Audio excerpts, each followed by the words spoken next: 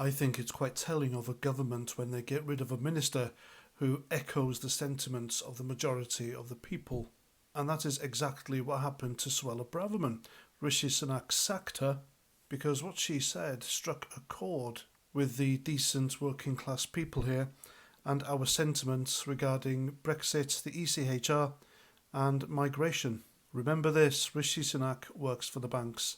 It was the banks that installed him like a toilet into Downing Street and not the people, because the people didn't elect him. Anyway, Suella Braverman made a speech yesterday in Parliament, and it was kind of compared to the speech that Geoffrey Howe did, which helped oust Margaret Thatcher eventually as Prime Minister back in 1990.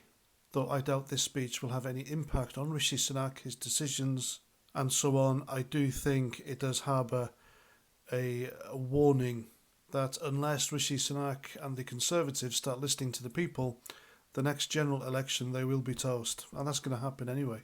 Now, this was the first speech Suella Braverman made since she was kicked out of government for saying it how it is and telling the truth. And the House of Commons chamber wasn't even full, which tells you what they thought about her. Now, she warned the Tories that they face electoral oblivion unless they pick their socks up regarding migration and the European Court of Human Rights. She said the law must reflect the public fury over the immigration issue, and there is public fury over the immigration issue.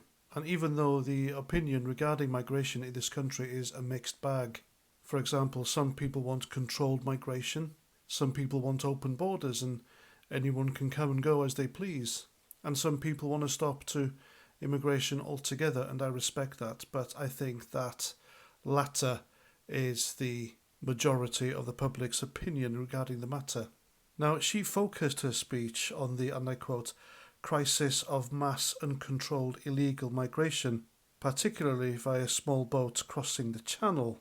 Tens of thousands of mostly young men, many with values and social mores at odds with our own, were pouring into the UK, with many not genuine refugees but economic migrants, unquote. And that was a swipe at Rishi Sunak promising to stop the boats. Well, he had a minister who was willing to do that, and that was Suella Braverman, the woman doing the speech, but he sacked her, which highlights his hypocrisy and that he doesn't really wish to stop the boats. She then said, and I quote, the numbers were putting unsustainable pressure on public finances and public services, straining community cohesion and jeopardising national security and public safety, unquote. And she's absolutely right. I believe this sentence was a statement telling the truth regarding the impact of mass migration on public services such as schools, benefits, social housing, the NHS, the criminal justice system, and life in general here in the UK. She then said, and I quote, the British people understand all this. The question is, does their government? And will it now finally act to stop it, unquote? Which is, I believe, a swipe at the government's refusal to listen to the people and elected representatives such as her who brought this up openly, continuously, and were ignored. And in her case, she was sacked. She then took a swipe at the ECHR, the European Court of Human Rights, by saying a new British Bill of Rights should be proposed in order to replace it, because the ECHR, in my opinion, working in the criminal justice system for 11 years, it is a double-edged sword, but that sword is mainly used and benefits illegal migrants and criminals. I have personally seen criminals use this law to their advantage, and unfortunately it works for them. It doesn't do much for the victims of crime, put it that way. Now, my personal favourite bit of her speech was when she said, and I quote, who governs Britain? Is it the British people and their elected representatives in Parliament, or the vague and unaccountable concept of international law, unquote? And again, she was absolutely spot on.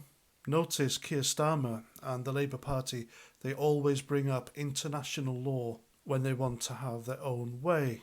And I believe the majority of the voters who voted for Brexit back in 2016, we all voted to leave the EU wholesale, lock, stock and barrel. Not half in, half out. I mean full out, out, out. It is completely possible to do trade and travel within Europe without being members of the EU, an unelected group of bureaucrats who behave like the Italian mafia. And to me, it is absolutely unacceptable that the European Court of Human Rights, a foreign body, can still undermine and overrule the laws of this land in Britain. And that is why thousands of illegal migrants keep coming here over the channel in their dinghies unchallenged. And this is how the lefty lawyers in this country are making a mint, making sure that the schemes like the Rwanda plan never ever get off the ground, and that they can stay here and get looked after despite some of them being violent criminals.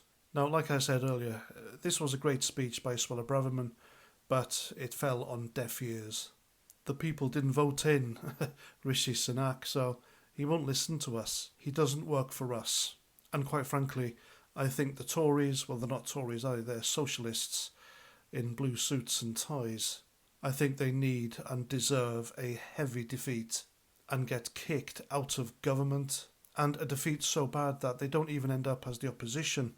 And I think it would be great that MPs like Suella Braverman, Jacob Rees-Mogg and others of a similar mindset, they all defect to the Reform Party and help make that party a credible opposition that truly represents the people, and who knows, make them ready for government. Wouldn't it be nice to see someone other than the Conservatives or Labour in government for the first time in decades? And there we go, that's my video, that's what I think. Please let me know what you think in the comments. And if you agree with what I say, please subscribe to my channel, share my stuff everywhere. And until the next time, have a great day and Roger Trout.